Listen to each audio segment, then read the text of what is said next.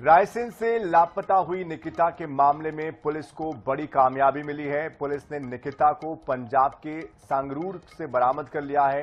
Police के मुताबिक निकिता अपने घर के हार्वेस्टर चलाने वाले युवक के साथ पंजाब भागी थी, जहां दोनों ने शादी भी कर ली। दोनों ने पंजाब पुलिस के प्रोटेक्शन की भी मांग की थी पुलिस से, और फिलहाल पुलिस निकिता लोधी को रायसेन लेकर आ रही है।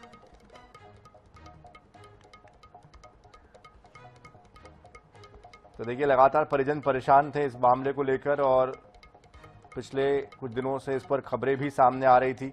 कई जगहों के सीसीटीवी फुटेज खंगाले गए और पुलिस भी समझ नहीं पा रही थी कि आखिर वो गई कहाँ।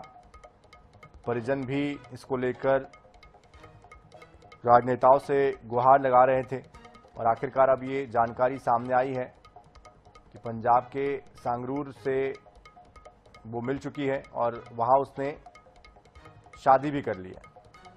तो हार्वेस्टर चलाने वाले जो युवक उसके घर पर हार्वेस्टर चलाते थे, उसके साथ ही उसने शादी कर ली है। तो अब रायसेन की जो पुलिस है वो लेकर आने वाली है। 18 दिनों के बाद वो मिली है। इस पूरी खबर को लेकर अधिक जानकारी के लिए रायसेन से हमारे संवाददाता संजय चौहान हमारे साथ जुड़ चुके हैं। संजय, 18 दिनों का वक्त बीत चुका था, ऐसे में अब जाकर निकिता के बारे में जानकारी मिली। एक बहुत लंबा वक्त था। क्या परिजनों को इसके बारे में कोई शंका थी, अंदेशा था? कैसे मालूम पड़ा कि निकिता यहां पर है? क्या उसने खुद संपर्क किया था? क्या जानकारी इस पूरे मामले पर?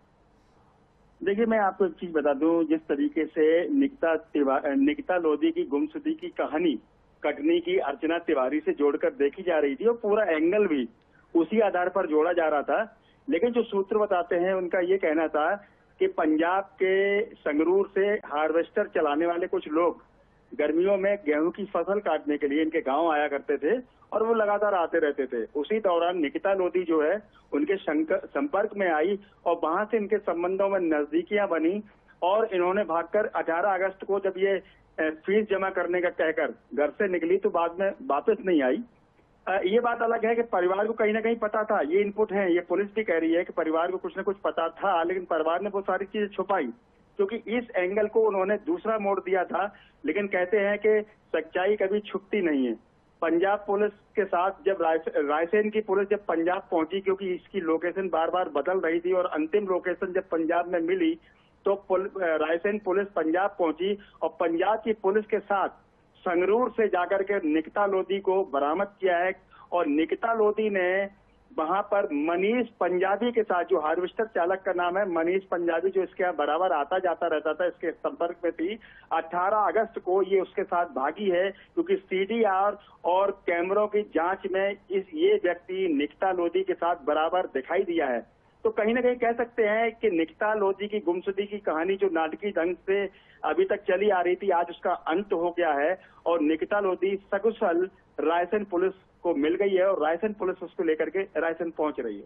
जी बिल्कुल। क्या किस तरह की कोई कार्रवाई की जा रही है? कोई आपराधिक मामला दर्ज हो रहा है युवक के ऊपर या युवती के ऊपर, जिस तरह से ये पूरा मामला उजागर हुआ? क्योंकि लगातार पुलिस प्रशासन भी इसमें जुटा रहा, प्रशासनिक संसाधनों का भी इस्तेमाल हुआ है।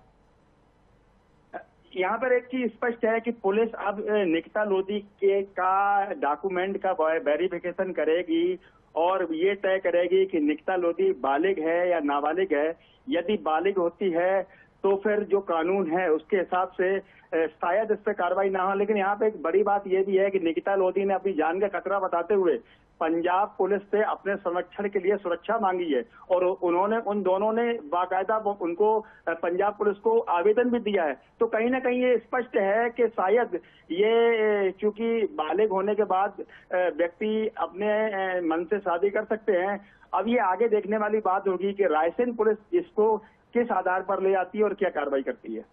चलिए, आप नजर बनाए रखिए। संजय, बहुत शुक्रिया फिलहाल इस पूरी जानकारी के लिए।